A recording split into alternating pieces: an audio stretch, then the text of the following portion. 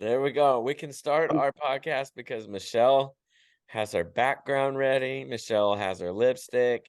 I She has do. her prayer shawl. She has her No, Christmas tree. you know what I don't have? Uh-oh. My computer glasses. Oh. So I'm gonna try to, see I you thought all in I spite thought you of were going that. to say patience for you all, but Well, there's that. Rob, is that Mount Rainier? that is, yeah, yeah. Well, she was changing hers. I decided that my room is a little too messy, and Okay. I'm just going to go ahead and go with the Seattle from the north, from the northwest side of Seattle, looking back at the city. That's That's cool. nice. Okay. It helps, Rob, that you're bald because the like background changer knows exactly what to do with it. Yes, Michelle's hair is kind of floating like Darth Vader right yeah, yeah. If I put a hat on, it gets all weird. And Great. Michelle, That's not what I wanted to hear. you ever think about shaving your head? No, I can honestly say that is not something I have ever considered. All right. now that you bring that up, I deserve Mentor of the Year award because I have mentored Malcolm right into no hair. Not only am I prepping him to be a good student pastor and to be honest church staff, but he on his own came to me and said, I'm shaving my head. Welcome to Second Take at Eastlake, a podcast of Eastlake Community Church in Irmo, South Carolina. You are invited to join us any Sunday at 9 or 11. Okay. It That's needs to amazing. stop with Malcolm because Natalia nor Hannah Grace need to go bald. That's valid. That's valid. That's valid. That would be Just bad. saying. Yeah, that would be bad. Oh, man. All right, everybody. So we're in a sermon series right now. It's Christmas time. Um, the series is called Breaking News. And this last week, Rob was up teaching and bringing in some really good insight. And what was the title of this sermon? Did you have a title, Rob? I just stole what Ray put on the BID, breaking news, the birth of John the Baptist. Sometimes I get cute. Sometimes I'm like, you know what? There's no reason to change that. The birth of John the Baptist. Yeah, That that's was cool. good enough, man. But it's cool because this idea of breaking news happens to us all the time. And when we say breaking news, we mean like we're going about our way and then something immediately takes a hard left, hard right. I mean, I've said it on here a lot of times, but like we are shock absorbers. When you wake up in the day, we absorb shock. We have no idea what each day is going to bring. And the breaking news, I mean, that the Messiah is going to be born, like all these cool things. Sometimes it's good news, sometimes it's bad news. Rob shared some really neat good ones. But I thought it'd be fun to kind of get us kicked off here on like what is one of your breaking news? Like what is a news that has broken in your life that you feel comfortable sharing? I mean, Rob shared a little bit on Sunday with his story with Jacob's adoption, and and please share more. But like, I'm curious for you guys, is there anyone, some you might not want to share, but one that stands out that you're like, man, this was something that rocked my world. Good, bad, anything. Today's breaking news this morning when I got out of bed was all of a sudden my right hip started to hurt. I'm like, Oh, what? Uh-oh. oh no, not another one, Ray. I'm hoping not. I'm hoping not. I'm hoping, I'm hoping everything but that. Full You're, bionic ray. I can't even live with a full bionic ray. Wow, double you're hit. doing all the stretches. Damn. Yeah. Wow. So this morning's breaking news was that my house is not holding temp. And even though the heating unit is running, things are not coming through the air vents. Oh, she's blowing cold air. No, it's just not blowing at all. Oh, So whatever warmth there is falling down from the vents, and that doesn't happen too well because hot air rises. So, so I had to reach out to my heating and air guy. But this is better breaking news than Sunday morning when my pool was overflowing and I couldn't get my pump to turn on to take the water out. So Yeah. Man, A lot of breaking. you guys got some terrible breaking news. I was I trying to have- think of a good one. I mean, I could go into the big old adoption story, but that's way back. But my knees kept me moving forward. That's breaking news. That's Uh, good. Today is our daughter Mandy's 17th birthday. That That's is great exciting. breaking news. Happy birthday, Mandy. Yeah. It's also really exciting too, because that means technically we're only responsible for a child for one more year. I mean, technically, I know it doesn't really work that way, but I mean, Yeah. legally, the cops technically, can't. The cops can't do anything after this year. Is what you're saying? yeah. Yeah, this is on you, Mandy. Whatever you want, whatever you do to yourself. But yeah, that's our big news. I think for me, one of the things that in my life, like that really um changed things was whenever I became a Christian, whenever I started following Christ, pre Jesus, I was very shy, very timid. I mean, I was picked on. I was definitely like the nerdy kid, and and didn't really have anything that I looked forward to or anything. I mean, honestly, it was pretty lame.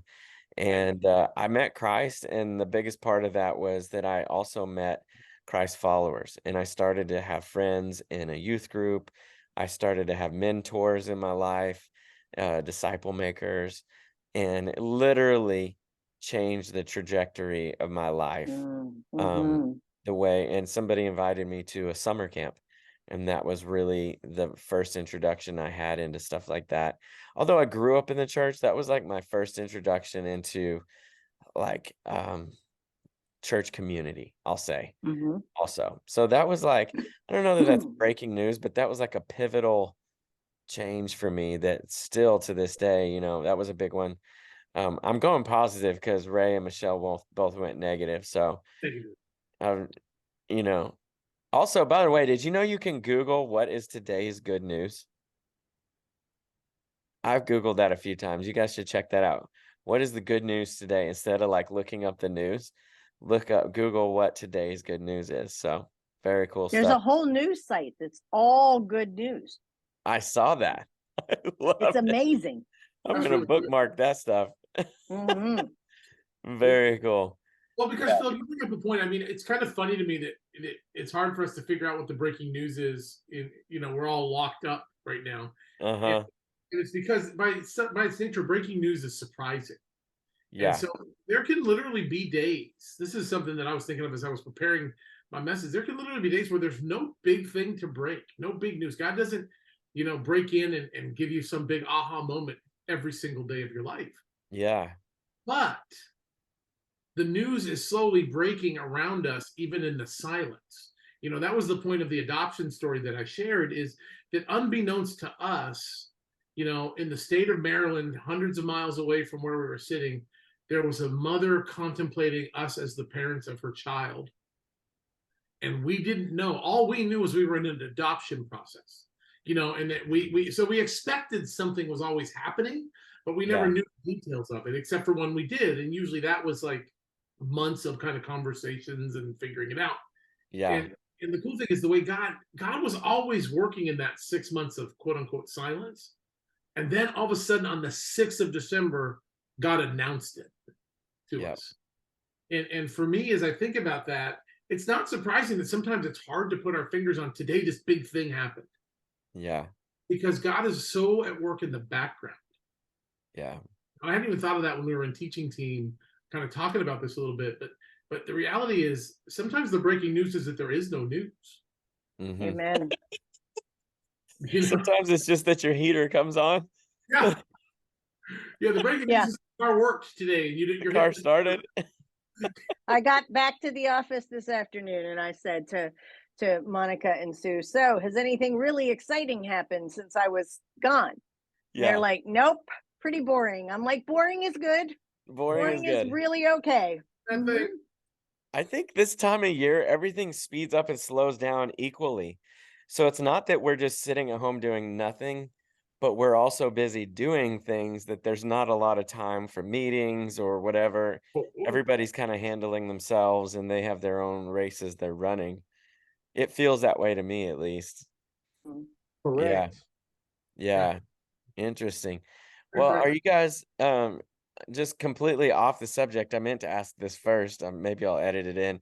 But do you guys have any fun Christmas plans? I feel like our listeners would think that was interesting. Anything that you're doing that you're looking forward to for Christmas? I mean, it's basically here. Here we are. Yeah. Yeah. I'm gathering with family that are traveling in to meet with Sherlyn and I. That's so Nice. cool. Awesome. So we won't have all the kids, but we'll have a lot of the kids. A lot of them. That's cool. Wow. We're staying here until Christmas morning. And then this is our new tradition because our kids like to do Christmas here in our house. And then as soon as we get up and probably about 9 or 10 in the morning with no hurry or anything, we'll drive over to Kentucky and we'll be there until the following Saturday. So like we're just kind of, but the reason we're not going, the reason we're not going is my daughter goes, we can't do our family traditions if we're around Bonbon and Granddaddy because they have different traditions. And so I'm really excited that our daughter wants to stay here so that Do we can your watch the traditions. right movies on Christmas Eve, eat the right food, and then go and have an amazing, incredible week with them. But we get to do kind of the quiet stay at home stuff that weekend and then get out of here. That'll be cool. I like that. Yeah. And there's no traffic on Christmas Day if you're Yeah. traveling long distances, by the way. Right. Right. It's the day to travel. And everybody's friendly. Yeah. Or they They are. better be. They Yeah. were- They they have ought to be. Years. Yeah. Yeah. You know, I'm a little late figuring out what exactly the holiday is going to look like. I got my list of invited things from the extended family. And so I'm going to sit down and figure out what things I want to do in and around those. And I've got to do that this week.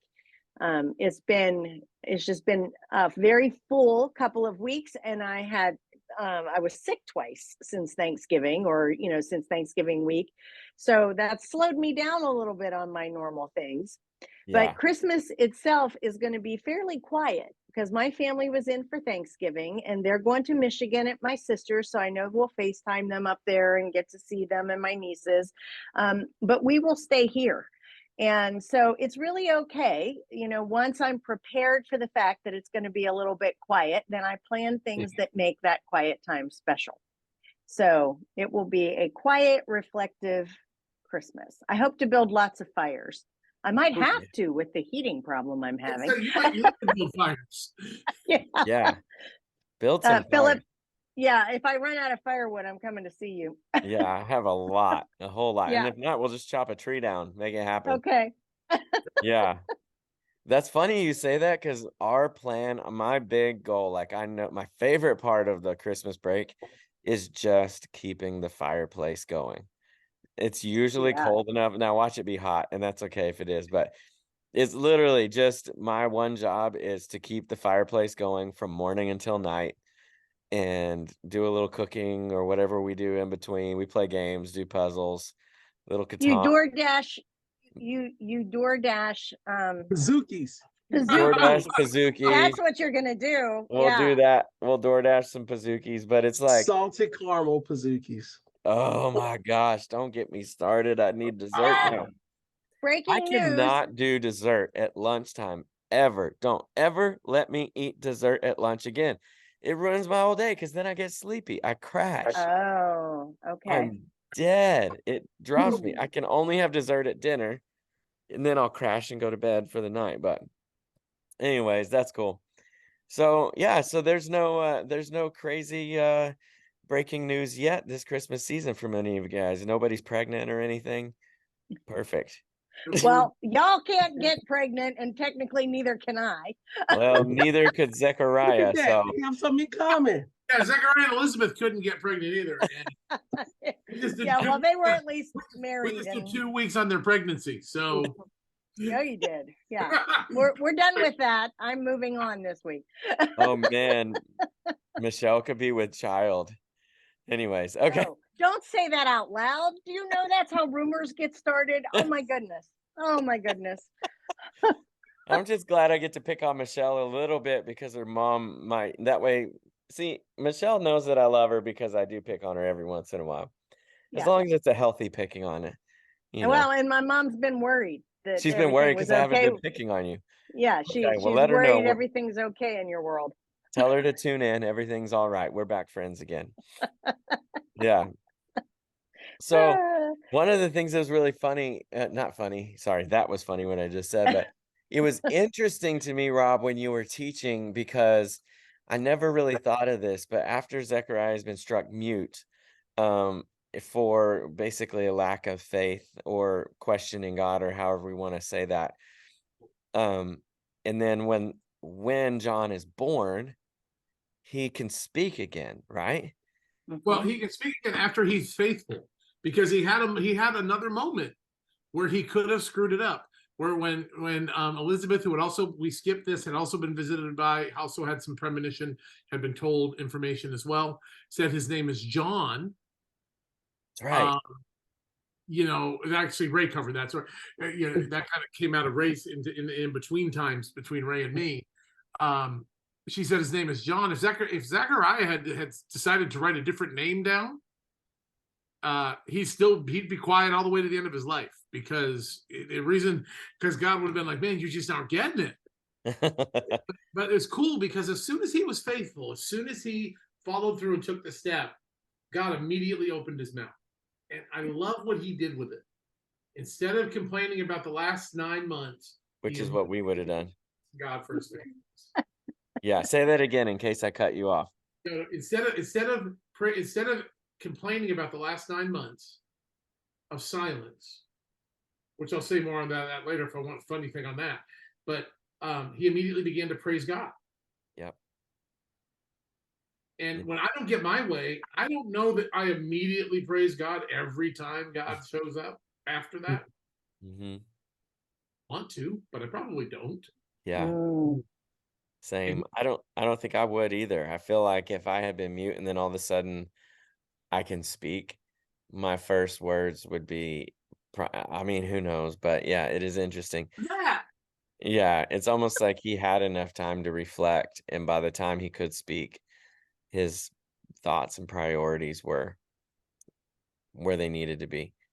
mm. Man, which is really interesting. So on the whole idea of him being silenced, sometimes we get silenced too, you know. Sometimes it might not be that we can't speak, but sometimes we just kind of get removed from things, or we get asked to be quiet or anything.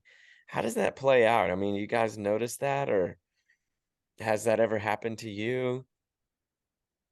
Or do you You know, see that happening to other people? a pattern that I see is that God often tells us not to defend ourselves. Mm, That He true. wants to be our defender. Amen. And so I have seen, He has told me, you don't need to speak into that. You can just be quiet. And there are some people whose teaching I really value, who have been in situations where they have been, attacked on their character and things like that. And God has said, no, you're not going to address that. Now, in the end, I believe that they were justified, shown to be fine, all those things. But sometimes it took years and years and years. They might have wondered if they would ever get to Hmm. the other side of that. And so Hmm. it's kind of like, Jesus didn't answer back. And yeah. Yeah, Yeah. that's really good. I'll just say this because of something you said I wasn't going to share, but in my last role, and I've shared about this publicly without crossing lines, in my last church, there was a season where I came under attack by some other leaders in the church, and there were lies told about me, and God told me to sit down and be quiet Mm. and let it play out. And actually, I've got lifelong friends because I listened to God on that, because there were people that Mhm. were dragged into that believed some untruths about me, that if I had ever launched at, which, from a human perspective, I had every right to, human perspective, Hmm. um, we never would have been able to recover those relationships, Mhm. as God was like, don't. And again, this is not here. This was thousands of miles away. And I have lifelong friends because I was in a season where God said, based on what you just said, Michelle, do not defend yourself. I've got this. Mhm. Hmm. Do not defend yourself. That's hard. Woo! Yes, that is hard. I know some- There are times also when the Lord will show us things that we can't speak on. Mm. Hmm. You know, there are times as a shepherd of people, there can get to a point to where you can't counsel anymore. You can't talk anymore. And it's like, okay, God, I hear you. And you just have to let them get to the end of themselves or hit the bottom of the barrel or get into a place where they will listen again. And those are difficult times, but those are, I mean, Philip, you asked, and there are times when that happens, even as being a parent, especially a parent of older children or adult children. You only can do so much. You only can Mhm. talk so much. And then there's a time you just be quiet and Mhm. let them come to themselves. Mm-hmm. Yeah, it's true. Good. Yeah, I feel like there's been a lot of seasons in my life where things have just been silent, and those are sometimes the hardest seasons where, but typically coming out of them better, Mhm. stronger. But in the midst of it, there's a lot of why and a lot of silence from God, honestly. Um, so I don't know. I just feel like some of our listeners might be in that season, and it would just be good to know that you're not alone. Doesn't mean Yeah. you're broken. It means that Right. maybe God is, you know, maybe, God is showing you something. Maybe you've asked for, maybe you've prayed for something, and this is his way of showing it to you. Mhm. Like, it's a lot of times the way that God will show himself or will answer prayer is not the way I thought he would answer a prayer, No kidding. right? God, please send me a boat, and maybe he sends you something different that's better than a boat, but it's all we could think of was a boat. I need a boat, I need a life You know, raft. this jumps back just a little bit, but it plays into your question, Philip. When Gabriel came to Zechariah, after he told him, "Do not be afraid," he says, "Your prayers have been heard." Yeah. And so at that point, whatever we've been praying about, Yeah. we need to be quiet because he sent somebody to tell you that your prayer has been heard. And then then Gabriel goes on to tell him, here's the results of your prayers. Mm, And so there are times we just need to just shut up. And Zechariah says, "Oh, but no." yeah. It's like, okay, Yeah. that's it. Shut up. Just Yeah. sit Yeah. down. Yeah. So, and I love the characters in the Bible, the people in the Bible that I love that I think every single one of them has this higher calling that oftentimes they have to grow into or live Mm. into or discover. And it's like all the time we see people like, for instance, John the Baptist. I mean, he started off pretty crazy, ended up with a wild role in that, of baptizing Jesus. And I Yeah. say that to say, how often do we feel ordinary and do we just look at our existing circumstances and lose sight of what God is actually building in us? Like what he's called us to, what he's created us for, and what he's building into us in the silence or in Mhm. the mute, in the, when we can't speak or when we've been shut up or whatever it may be, that he's not done with us. Actually, he's just building us up. And so I'm curious, did you guys ever question your call or did you ever, was there ever a season that you just didn't know what God was doing and then later on it got revealed? Oh, it's really clear.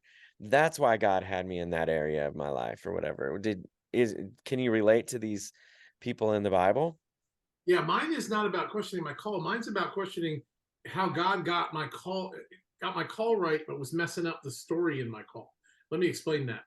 And it's actually something I've come to realize that without all of these parts of my journey, I am nowhere near the family pastor that I am today. And I'm not even what I want to be yet. But I'm nowhere near the level of effective family pastor I am. If we had had kids on my time frame, I would have no idea how to relate to people that are wrestling with having children. If we had not adopted a child, I would never know. These are real things I've come to terms with. I would never know what it was like to go through the adoption process and to have to hold somebody's hand, which I would have had to do. Yep. I mean, I would have had to do it. I would have never known what it was like to watch my wife, and then God brought us June through a biological pregnancy. God knew that I also needed to know what it was like to be in a home with a pregnant woman. I mean, these are all real things we've come to terms with. All of these things that seemed like, what are you doing? And I shared a little bit of it from stage, created longevity and opportunity for me to have real empathy with people, because I'm like, yeah, I remember that. Yeah. And before it would have just been, I wonder what that would have been like. Mm-hmm. As much as I really didn't love some of the moments, I am grateful for every one of them. Because, I mean, I said this and I hope it came across the right way, but the reality is I want to have the ability to reach into the school systems in a way that is effective as long as possible. Yeah. And the fact that I'm going to be a father of a student in the school district until I'm 60, not the grandfather, the father, for 59 to be technical. That's God actually understanding that I didn't need anyone to help me look cool in 20s and 30s. It was normal that I would be hanging around doing what I was offering to the schools back then. But now it's like, oh, now you're 55 or 60. You're here because your daughter's here. And I look at the access that God gave me this past 2 years with Jacob. And Mm-hmm. I'm like, what I thought was wasted time, this is my point. What I thought was wasted time was preparing me for more longevity. Yeah. Yeah. So true. I see it. I definitely see it. What about you Rob, guys? listening to you, it made me think of the song by Brandon Lake. We haven't done it in a long time, but the song Miracles, because it's Mhm. like it doesn't add up. And all I know is that it comes from above. And so, yeah, I didn't see myself where I'm at right now. I mean, yeah, I remember my call. I remember where it came. I was in an extended stay hotel during um, a men's retreat, but I didn't see all of this coming from it. And it's been interesting. I can't say that it was scary. I just think it's just been interesting that when I say yes to this, then this happens. And Mm-hmm. I'm like, okay. And then the next thing is like I meet this group of people. So now these people are my family. And it's like, Mm-hmm. oh, okay. And before long, you end up in a place that you're like, how did I end up here? Mm-hmm. And it's like, Mhm. gotta write a book. Gotta write a book. Yeah. Hmm. I saw so whenever I first started leading worship, I got a lot of opportunities to lead in different places. And on Sunday morning, I was at a Baptist church with people back before it was okay, socially acceptable to do contemporary worship in a church. So they made us meet at 7 in the morning for the contemporary service because it's not going to affect anybody at 7 in the morning. But Right. it was older people, honestly, even at 7 in the morning. They were trying to kill it. They were trying to kill it and Yeah. it kept being successful. But Yeah. um, older people, I'm an old person now, so older Ah, people on Sunday mornings. Monday night, I was leading worship for college students. Wednesday night, I was leading worship for a high school group in Dallas. Thursday night, I was leading worship for a college group. Friday and Saturday, I was leading worship at rallies, conferences, camps, and retreats. Every night of the week was a different category or different life stage. And I mhm. didn't realize what God was doing, but later on it was like he was training me in how to lead different groups of people, how to, think bigger than the songs you're singing. And like he really was raising me up. But it was like man, God, what are you doing? This is insane. Hmm. And same thing, the way I feel about like having lived, being born in New Mexico, and going to school in Texas, living in the South in Alabama, going to California, South Carolina, and then now he's got me Hmm. in a multicultural church, multi-ethnic, multicultural, and it's like it's really helpful to have been around all different types of people, Hmm. and now serving in a church like Eastlake. So it's like I did not enjoy having to live in so many places, but also I'm grateful that it's kinda taught me about all kinds of people, and none of us are the same. Hmm. We're all different. We all have different reasons that we do what we do. What about you, Michelle? Does God do anything in your life? Yeah, like nonstop. He's always doing things in my life. But, I think I had a call on my life early on, like before I had children, but I didn't really know what that was going to be. Like, what is this? Is it even a vocational call? Because I believe God calls all people. Mhm. And so I was kind of waiting to see. I mean, I could have just been in church leadership, or didn't want to place expectations on God. And then for him to take me away from home, through a divorce, raising children on my own, I mean, none of that makes sense to me in the story, and then go into the pastorate, that just does not add up to me. But at the same time, one of the things that I feel is really unique about being a woman pastor, just our ladies feel really heard. And I Mhm. didn't really understand that until they started expressing it to me, like that I'm giving voice to some of the things that they feel, that they can relate to me. And divorce is better than 50% of the marriages end in divorce. So to be able to even relate in that way brings so much comfort. And that's just surprising that Mhm. God would take all those things, all that breaking news that was really negative in my mind, Mhm. and God has really changed it and is using for his purposes. Praise God, redeeming it. Um, so it's neat to see how God works. I just had coffee with somebody whose kids are younger than mine, and she was asking what my kids are doing, and I'm relating to her what they're doing. And she said, that gives me so much hope for my own kids who are still, at the end of their high school career. And she's a single mom. And so that's cool. I'm grateful for anything that I can do to be an encouragement to anyone. Mm. That's good. So for our people who are listening at home, you might be thinking, "Man, this is a really difficult season I'm in right now." Or Mhm. I wouldn't have done it this way, or I just received news that I don't like. And let all of our stories be an encouragement to you. And I'm sure if you look at your life, you have them too, whoever you are out there listening. But I wrote this in my notes. I can't remember if it was Sunday or today, but it said out of that Ephesians 2 passage that you read, you were created for something greater than what you're encountering today. Mhm. Amen. I don't remember why I wrote that, Rob. You might know why I wrote that because you preached it, but Yeah, I do remember our conversation earlier today. I don't know when you wrote it, but about Ephesians and how that just ties so perfectly into this idea of what our breaking news is supposed to do to us and for Mhm. us.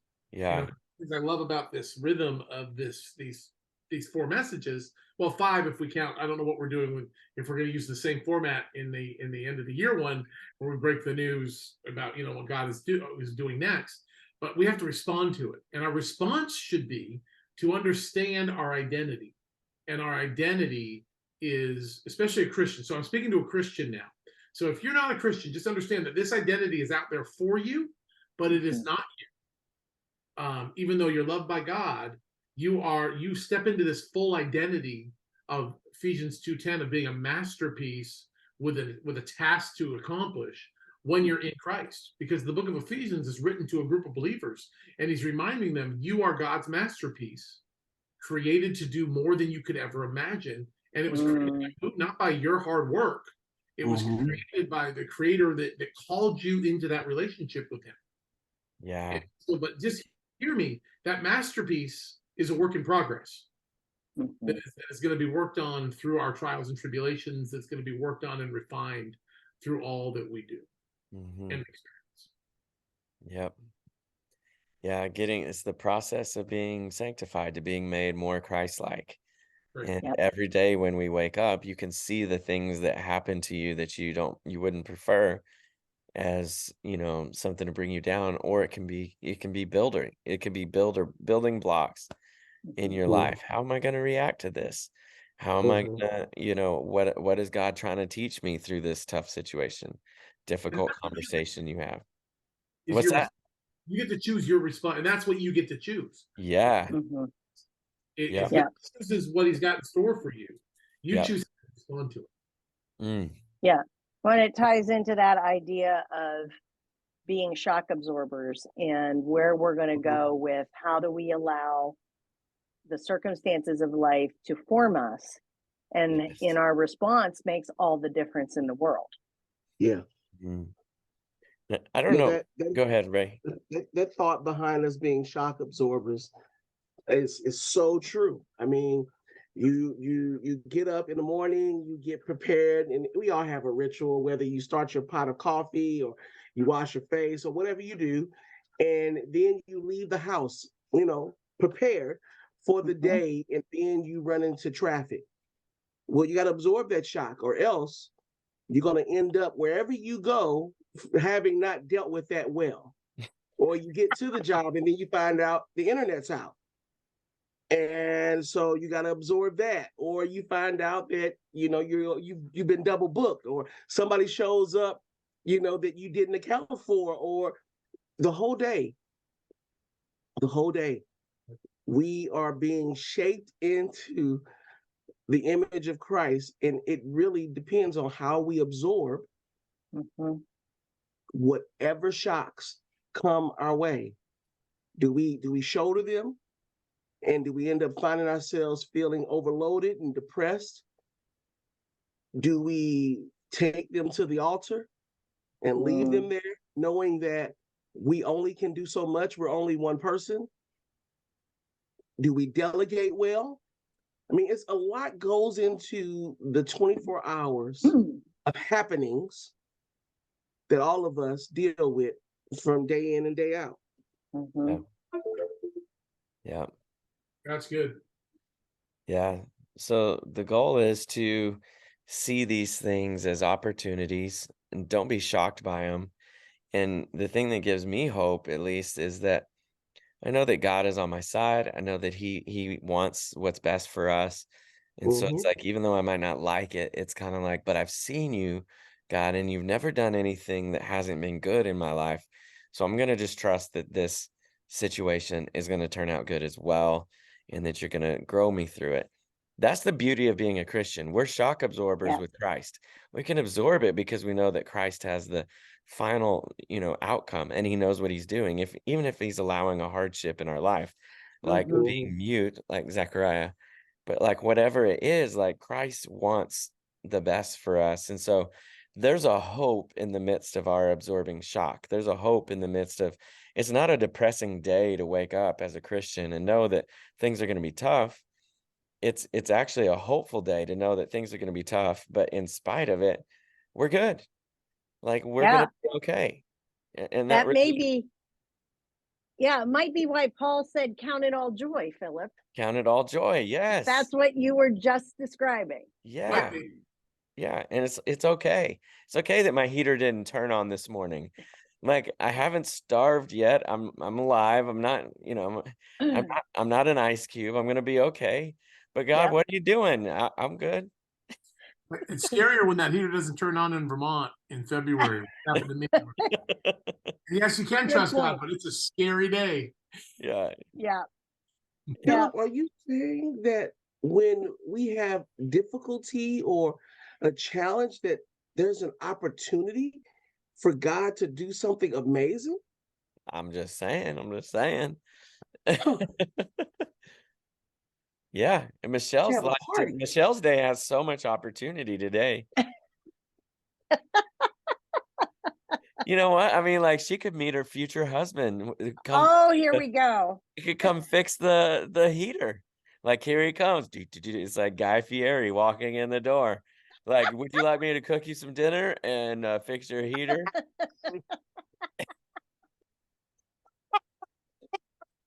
You never know, Michelle. We'll play. Uh-huh. Yeah, well, my heating and air guy is very married and very Muslim. So Well, he might get the flu today and send in his protege. okay. You never know, Michelle. You never know. you never know. Yeah.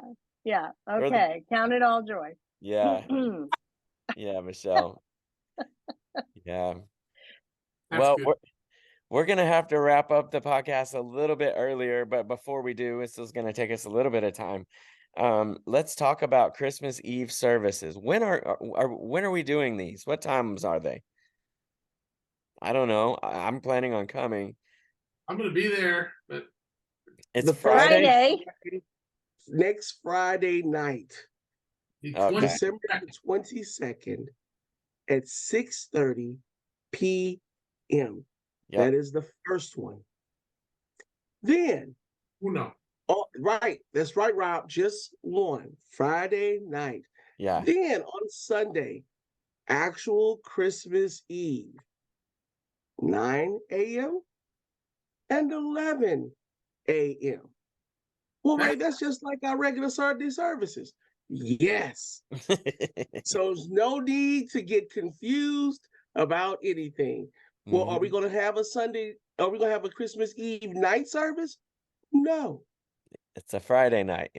Friday night service. Yeah. Well, why aren't you guys having a Christmas Eve candlelight service on Christmas Eve? Because I love my staff Mhm. and I want to give them the same opportunity that you want to have with your family that have come in from out of town or that you may be traveling to be with out of town on Christmas Eve to spend it together. Yeah. And so we'll see you again Yeah. next Sunday. But Ray, I heard 3 services, and there will be candlelight. Oh So yeah. Right. we are scratching that itch. Oh yeah, Yeah. it will be. Yeah. And There'll be I really candlelight. think the Friday one is a great one to invite friends to. I think I don't know if you've got somebody that God's, built you have a relationship with somebody, he's telling you to invite somebody. I really think the Friday one's cool Friday night. because it's the exact same as the Sunday morning, but a lot of people are, hesitant to go to church on a Sunday morning that don't go to church, but a Friday night they'll go to a Christmas Eve thing. Um, Mhm. and there's not, chances are most churches aren't doing Christmas Eve things on that Friday night. So it should be a wide open night for many people. I just realized something we haven't said that we really need to say.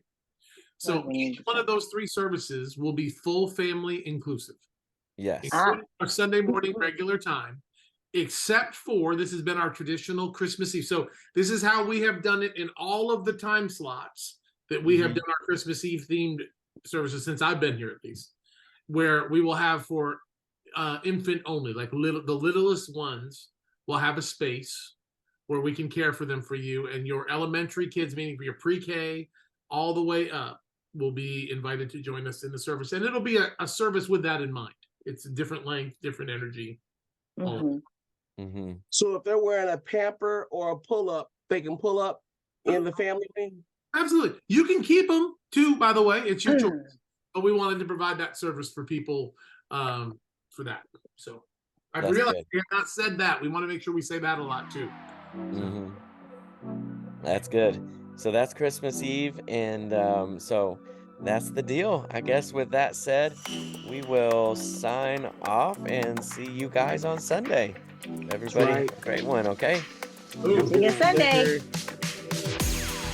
East Lake Community Church is an intentional, multicultural community empowered by the Holy Spirit. We passionately pursue a loving relationship with God and everyone Jesus was sent to die for, here, near, and far.